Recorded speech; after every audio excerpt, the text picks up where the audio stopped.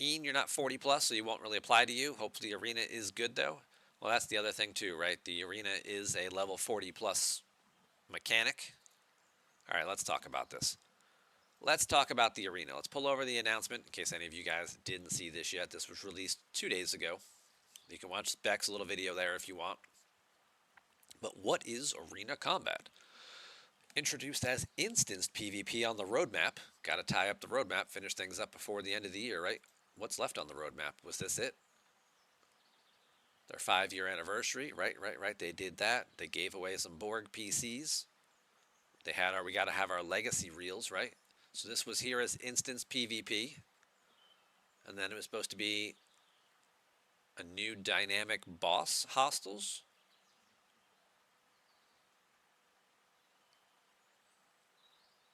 Cooperative activity allows for more dynamic gameplay. This was kind of play out in real time, so this is kind of like the Invasion, I guess, in a way. The Alliance Tournament games, yep. Wow, look at those rough graphics. Quality focus rather than quantity. Well, that was just ignored completely. We can and will do better. No, you sure didn't. You sure didn't there. Wave defense, that was the other thing too. Yep.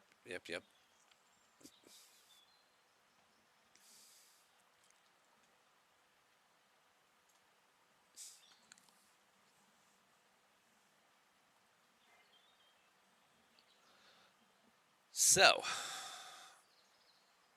what's going on here with the arena? It's only open 1 day per week. So it'll be whatever we'll have Arena Day. Maybe it'll be Arena Fridays or Arena Saturdays or whatever the case is, right? Uh, you'll have time to access it. You join as a squad. Squad of 5 people. Anyone who is operations level or 40 can create a squad. Doesn't necessarily say that you have to be 40 plus to be in a squad, but I'm assuming you're going to have to build something to give you access to the arena, some type of arena building, and that building will probably be an Ops 40 requirement to even do it. So might not be able to get access to it below 40. Definitely can't start a squad if you're below 40.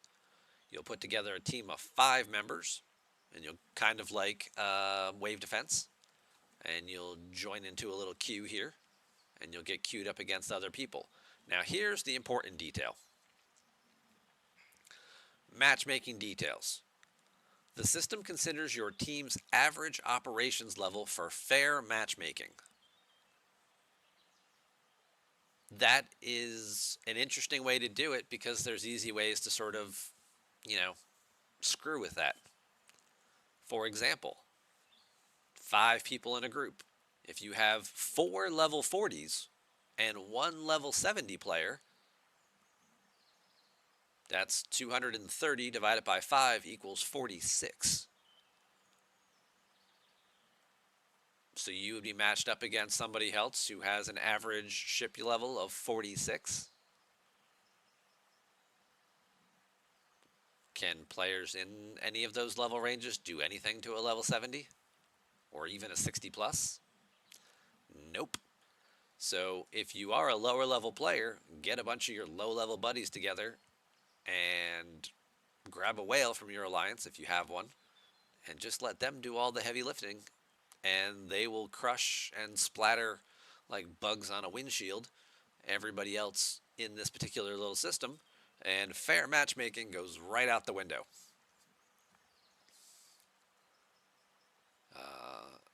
Now your arena rank may help boost you up there so you won't be taking on quite so many newbie teams.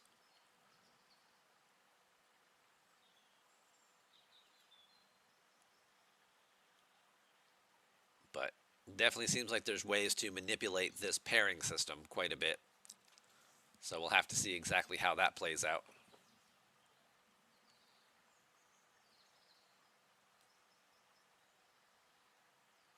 Up 70 players and me and a buddy. Well, then you get paired against a higher person, right? You'd be higher. But obviously, yes, if you can get higher level players, that would certainly work out better. But you'd really want a bunch of lower level people and then 1 or 2 high level players. It would help keep your ranking down so you'd get matched up against some worse teams. and could easily take advantage of them and exploit that for free points for whatever the rewards are for this particular thing.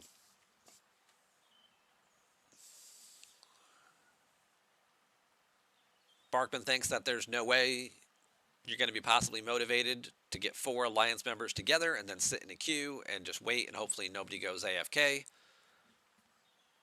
That could be a problem depending on how long said queues are. Now here's the other thing too. Is this only for your server or cross server? It's regional, I believe. That's what they announced it is it's regional, so you can take on people from all kinds of alliances within your, whether you're US, Europe, APAC, that's what you're going to be taking on. So all of the US servers will be possibly thrown all in together, kind of like the, the the stupid alliance games, right?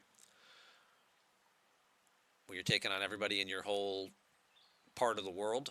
So again, I should hopefully keep queue times from not having to wait as long looking for opponents, because you're going against quite a few, and the fact that it's also only one day should also mean that you're not sitting around AFK waiting for like an opponent for a long period of time. Now it's possible you might be stuck in the queue waiting because they only have 10 or 20 instances that they can handle at a time, and that might be a thing where it's like, all right, you gotta wait for somebody else to finish before, okay, well, then we can bring you in.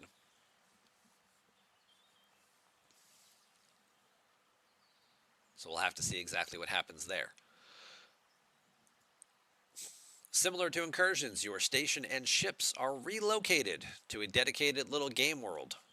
So they bring your whole station with you. So you'll lose your spot where your base is. I'm assuming they'll put you back when you're done, but or as close to it as possible when you're done. Kind of like with incursions when you cross over to the other server. They are going to bring everything, but it also means that when you're queuing up for this, you can't have anything deployed. You can't be flying around killing other hostiles waiting for your arena to start, right? Unless they're just going to auto bring your ships back to base. Don't know how that's going to work. What happens if you queue up and everything's in your base, but then you send a ship out? Will it kick your ship back to your base to then move you? Will it move your base and leave that ship behind? Is that ship just going to get blown up and destroyed? I guess that's an interesting question to ask too.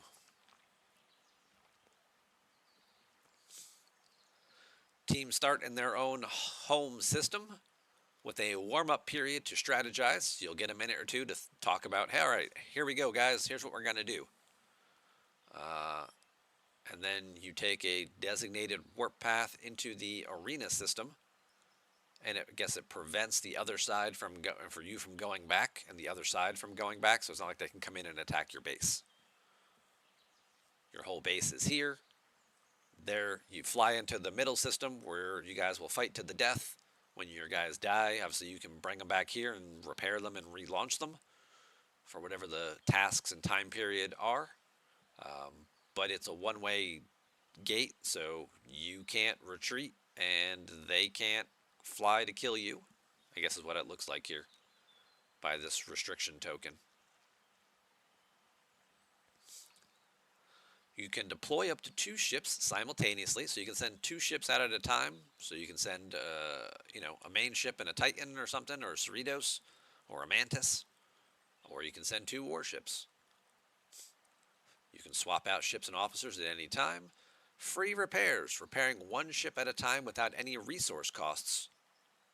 Ships are also automatically repaired upon entering and exiting.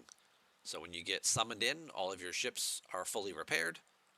When you leave, all of your ships are fully repaired, so you don't have to pay any costs. And while you're fighting in here, you can also repair them without any resource costs. I don't know if the timer is going to have them be instant.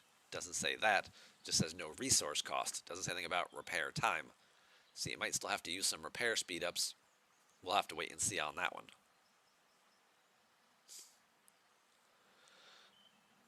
You have objectives, all right? Set victory points goals. Each team aims to accumulate a specific number of victory points to win.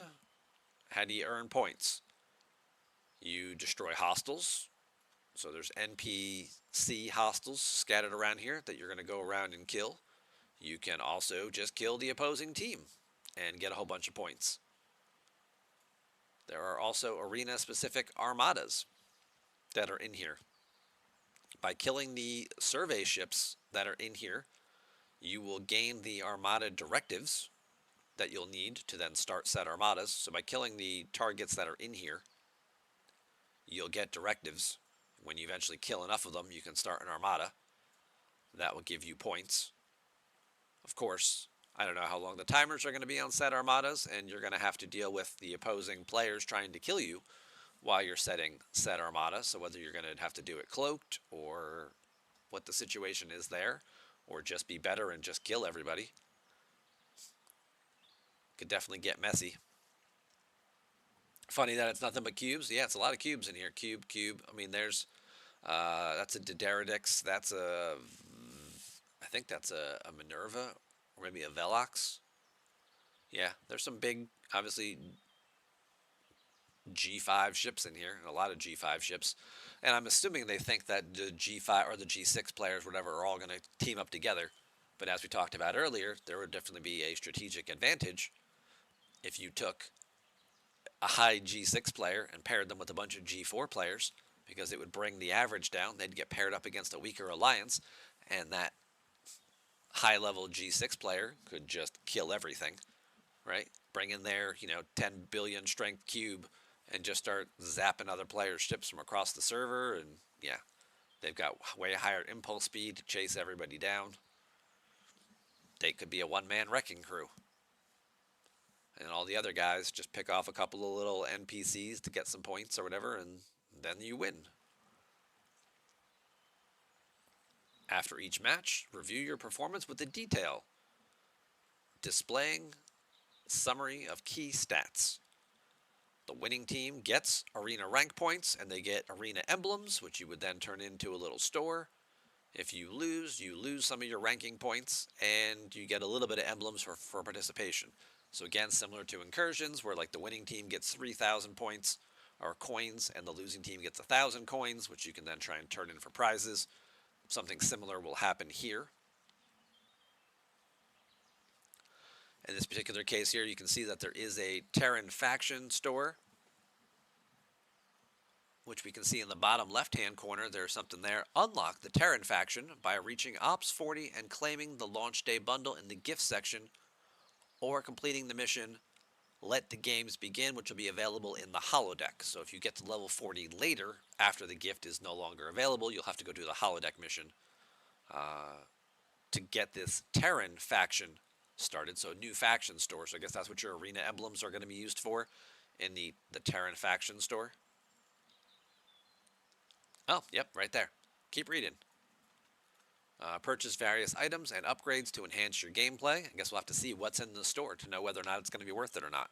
If it's like the Alliance Tournament store, where there's some decent stuff in there, artifacts and forbidden texts and officer shards and things like that, it could potentially be worth it. But without knowing what's in the store, it's kind of hard to speculate how this is going to work.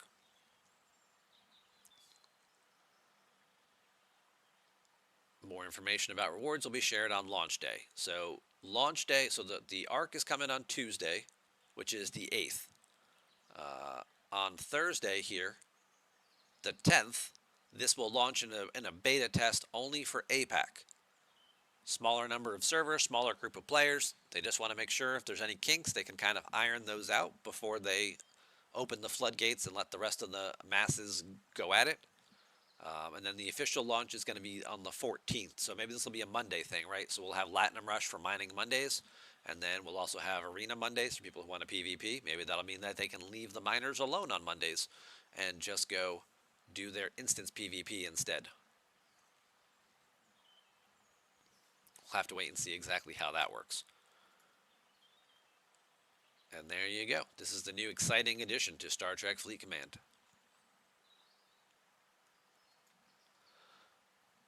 They're going to ban some specialty ships eventually. Who knows? Could be very interesting. So,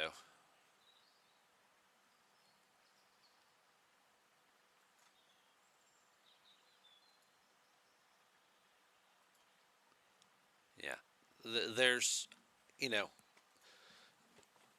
there's a lot going on with this particular mechanic, and there's a lot of, if they took the time and they've been working on this for months because it's been on the roadmap since last year, it has a lot of potential. I'm not optimistic, unfortunately, given how many things have had issues in the last couple of months.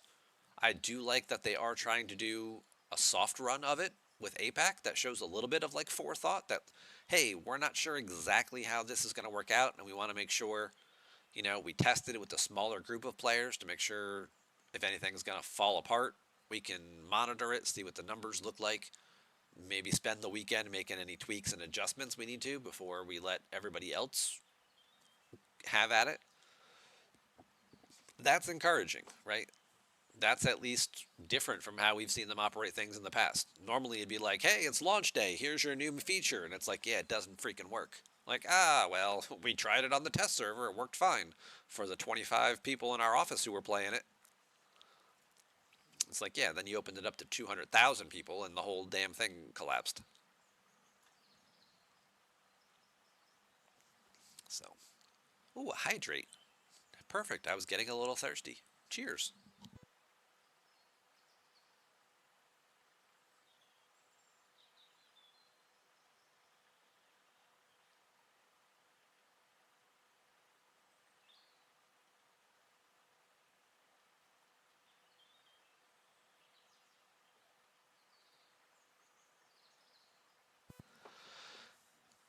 Will there be lag on the instance servers?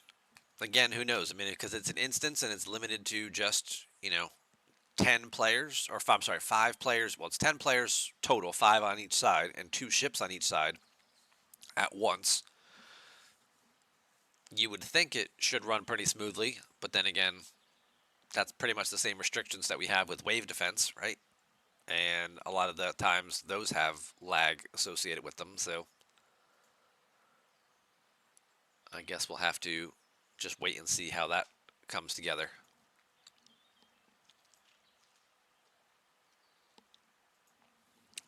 But that's our new big feature. Thoughts? What do you guys think? Huh?